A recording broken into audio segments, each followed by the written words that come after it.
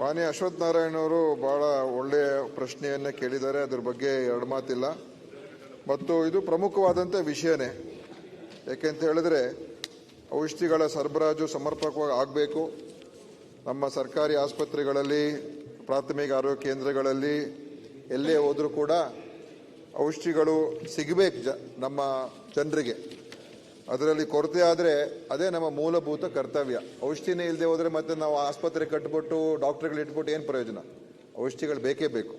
ಯಾವ ಕಾರಣಕ್ಕೆ ಆ ಔಷಧಿಗಳನ್ನು ನಮ್ಮ ಟೆಂಡರ್ ಪ್ರೋಸೆಸ್ ಖರೀದಿ ಮಾಡೋದಕ್ಕೆ ಏನೇನು ನ್ಯೂನತೆಗಳಿದೆ, ಏನು ಕಷ್ಟ ಆಗ್ತಾ ಇದೆ? ಯಾಕಂದರೆ ಕೆಲವು ಔಷಧಿಗಳು ನಾವು ಟೆಂಡರ್ಗಳು ಕರೆದ್ರೂ ಕೂಡ ಜನ ಭಾಗವಹಿಸೋದಿಲ್ಲ. ಯಾಕಂದರೆ ಕಡಿಮೆ ಪ್ರಮಾಣದಲ್ಲಿ ಇರುವಂಥ ಔಷಧಿಗಳಿಗೆ ಕ್ವಾಂಟಿಟಿ ಕಮ್ಮಿ ಇದ್ದಾಗ ಟೆಂಡರ್ದಾರರು ಬರೋದಿಲ್ಲ. ಕೆಲವು ಔಷಧಿಗಳು ಅದರ ವ್ಯಾಲ್ಯೂ ಭಾಳ ಕಮ್ಮಿ ಇರ್ತದೆ, ಅದಕ್ಕೂ ಕೂಡ ರೆಸ್ಪಾನ್ಸ್ ಭಾಳ ಕಮ್ಮಿ ಇರ್ತದೆ. ಸೊ ಇಂಥ ಎಲ್ಲ ಔಷಧಿಗಳು ಏನಿದೆ ನಮ್ಮಲ್ಲಿ ಎಸೆನ್ಷಿಯಲ್ ಡ್ರಗ್ ಅಂತ ಬರ್ತದೆ, ಡಿಸೈರಬಲ್ ಡ್ರಗ್ ಅಂತ ಬರ್ತದೆ. ಸೊ ಎಸೆನ್ಷಿಯಲ್ಡು ಮತ್ತು ಡಿಸೈರಬಲ್ ಎರಡೂ ಸೇರಿ 732. ಅದರಲ್ಲಿ ನಮ್ಮಲ್ಲಿ ಒಟ್ಟು ಲಭ್ಯತೆ 344 ಅಂತ ಹಾಕಿದ್ದೀನಿ. ಮತ್ತು ಅದರ ಜೊತೆಯಲ್ಲಿ ಯಾವ್ಯಾವ ಔಷಧಿಗಳು ನಾವು ಇಲ್ಲಿಂದ ಸರಬರಾಜು ಮಾಡೋಕ್ಕಾಗಿರೋದಿಲ್ಲ ಅದನ್ನು ಸ್ಥಳೀಯವಾಗಿ ABRK fund, ARS fund, NFDS fund ಎಲ್ಲ ಫಂಡಲ್ಲಿ ಅವರೇ ತಗೊಳ್ಳೋದಕ್ಕೆ ನಾವು ಅವಕಾಶ ಮಾಡಿಕೊಟ್ಟಿರ್ತೀವಿ. ಅವರೆಲ್ಲ ಕಡೆ ಅದನ್ನು ಖರೀದಿ ಮಾಡ್ತಾರೆ.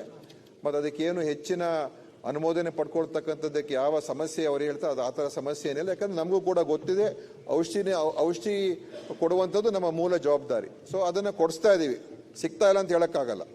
ಸೊ ಈ ರೀತಿಯಾಗಿ ಅದನ್ನು ನಾವು ಮಾಡಿ ಎಲ್ಲ ಕಡೆ ಔಷಧಿಗಳು ಸಿಗ್ತಾ ಇಲ್ಲ ಅಂತ ಹೇಳೋಕೆ ಹೋಗೋದಿಲ್ಲ. ಒಂದೊಂದು ಸಲ ಯಾವುದೋ ಕೆಲವು ಸ್ಟಾಕ್ ಇಲ್ಲದೆ ಹೋದರೆ ಬೇರೆ ಜಿಲ್ಲೆಯಿಂದ ಕೂಡ ಕಳಿಸುವಂಥ ವ್ಯವಸ್ಥೆ ಕೂಡ ಮಾಡಿಕೊಟ್ಟಿದ್ದೀವಿ. ಸೊ ಅದರಿಂದ ಔಷಧಿಗಳು ಸಿಗ್ತಾ ಇಲ್ಲ ಅಂತ ಹೇಳುವಂಥದ್ದು ಸರಿಯಲ್ಲ. ಎರಡನೇದು ಅವ್ರು ಹೇಳಿರುವಂಥದ್ದು ಏನು, ಈ ನಕಲಿ ಔಷಧಿ ಜಾಲ, ಅದರ ಬಗ್ಗೆ ನಾನು ಎಲ್ಲೆಲ್ಲಿ ಮೊಕದ್ದಮೆಗಳು ಹೂಡಿದ್ದೇವೆ ಅದನ್ನು ಹೇಳಿದ್ದೀನಿ. ಆಮೇಲೆ ಇದನ್ನು ನಾನು ಇನ್ನೊಂದು ಏನಂತ ಹೇಳಿದ್ರೆ, ಇದು ಒಂದು ನಕಲಿ ಅಂತ ಹೇಳಿದಾಗ ಅದರ ಅರ್ಥ ಏನಂತ ಹೇಳಿದ್ರೆ ಅದರ ಒಂದು ಏನು ತಪ್ಪಾಗಿ ಹೆಸರು ಬರೆಯತಕ್ಕಂಥದ್ದು, ಅಥವಾ ಮ್ಯಾನುಫ್ಯಾಕ್ಚರರ್ ಯಾರೋ ಇವರು ಡೂಪ್ಲಿಕೇಟ್ ಆಗಿ ಅವ್ರ ಮ್ಯಾನುಫ್ಯಾಕ್ಚರ್ ಕಂಪನಿ ಹೆಸರು ಹಾಕುವಂಥದ್ದು, ಅಥವಾ ಈ ಥರದ ಒಂದು 4-5 ಇದೆ. ಕಂಟೈನರ್ ಮೇಲೆ ಯಾವ ಥರ ಲೇಬಲ್ ಇರ್ತದೆ ಅಂತ ಈ ಥರ ಎಲ್ಲ ಇದೆ. ಮತ್ತು ಸ್ಪೂರಿಯಸ್ ಡ್ರಗ್ಸ್. ಇನ್ನೊಂದು ನಾಟ್ ಆಫ್ ಸ್ಟ್ಯಾಂಡರ್ಡ್ ಕ್ವಾಲಿಟಿ, ಅದು ಬೇರೆ. ಅದು ಈ ನಕಲಿ ಡ್ರಗ್ ಅಲ್ಲಿ ಬರಲ್ಲ. ಅದನ್ನು ಕೂಡ ನಾವು ಭಾಳ ನಮ್ಮ ಇಲಾಖೆ ಮಾನ್ಯ ಸಭಾಧ್ಯಕ್ಷರೇ ಇದ್ರ ಬಗ್ಗೆ ಬಹುಶಃ ಹಿಂದೆ ಎಷ್ಟು ಗಮನ ಕೊಡಬೇಕಾಗಿತ್ತು ಅದಕ್ಕಿಂತ ಹೆಚ್ಚಿನ ಗಮನ ನಮ್ಮ ಇಲಾಖೆ ಈ ಸಲ ಕೊಡ್ತಾ ಇದ್ದೀವಿ. ಅನೇಕ ಕಡೆ ನಾವು ತಪಾಸಣೆ ಮಾಡ್ತಾ ಇದ್ದೀವಿ, ವೀಕ್ಷಣೆ ಮತ್ತು ವಿಶ್ಲೇಷಣೆಗಳನ್ನು ತರಿಸಿ ಅದನ್ನು ಪರೀಕ್ಷೆ ಮಾಡ್ತಾ ಇದ್ದೀವಿ, ಮತ್ತು ಸಾಕಷ್ಟು ಕ್ರಮಗಳು ಕೂಡ ತಗೊಳ್ತಾ ಇದ್ದೀವಿ.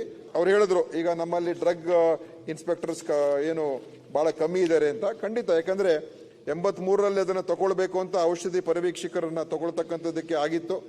ಅದರ 67ನ ಪ್ರೊವಿಷನ್ ಲಿಸ್ಟ್ ಅನೌನ್ಸ್ ಮಾಡಿದ್ರು. ಆ ಲಿಸ್ಟ್ ಅನೌನ್ಸ್ ಆದಮೇಲೆ ಮತ್ತೆ ಕೋರ್ಟ್ಗೆಲ್ಲ ಹೋದ್ರು. ಕೋರ್ಟಲ್ಲಿ ಹೋಗಿ ಈಗ ಸುಪ್ರೀಂ ಕೋರ್ಟ್, ಹೈಕೋರ್ಟ್ಗೆ ಹೋಗಿ ಈಗ ನಾವು ಹೈಕೋರ್ಟಿನ ಆದೇಶ ನಾವು ಒಪ್ಕೊಳ್ಳೋಕೆ ನಾವು ತಯಾರಾಗಿದ್ದೋ, ಮತ್ತೆ ಈಗ ಸುಪ್ರೀಂ ಕೋರ್ಟ್ಗೆ ಹೋಗಿದೆ. ಸುಪ್ರೀಂ ಕೋರ್ಟಲ್ಲೂ ಕೂಡ ನಮ್ಮ ಆಯುಕ್ತರು ಅದನ್ನು ಫಾಲೋ ಅಪ್ ಮಾಡ್ತಾ ಇದ್ದಾರೆ. ಕಂಟಿನ್ಯೂಸ್ 4 ಹಿಯರಿಂಗ್ ಆಗಿದೆ.